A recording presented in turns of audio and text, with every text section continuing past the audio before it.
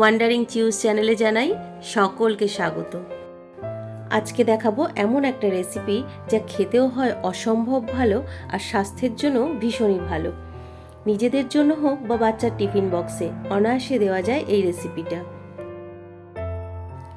এই ব্রেকফাস্ট বা tiffin box রেসিপিটার জন্য লাগছে ছোট ছোট টুকরো করে কেটে নেওয়া কিছু গাজর, কিছু শসা, অল্প একটু ধনেপাতা, অল্প একটু মিহি করে কুচিয়ে নেওয়া পেঁয়াজ, একটু টমেটো কুচি, লঙ্কা কুচি, বিট নুন আর লেবু।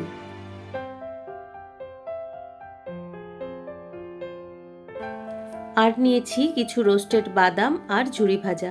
এই বাদামগুলো কাঁচা বাদাম আমি একটু নুন দিয়ে রোস্ট করে নিয়েছি। এই রেসিপিটার জন্য যেটা করতে হয়, আগের রাত্রে শুধু মনে করে কিছু ছোলা আর মটর ভিজিয়ে রাখতে হয়।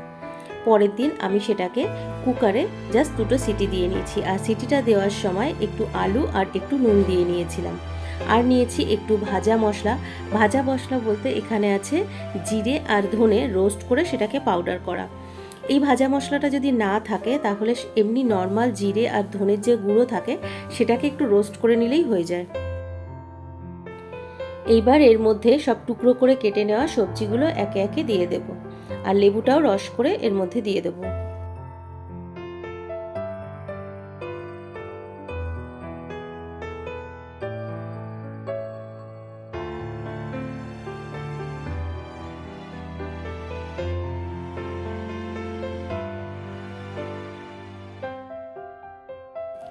এই লেবুর রসটা প্রয়োজনে বাড়িয়ে কমিয়ে নেওয়া যেতে পারে।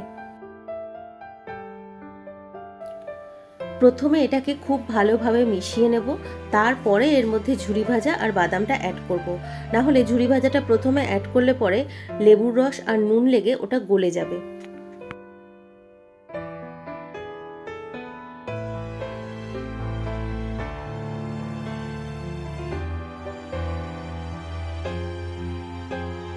তাহলে কত সহজে তৈরি হয়ে গেল হেলদি অ্যান্ড টেস্টি একটা দুর্দান্ত ব্রেকফাস্ট।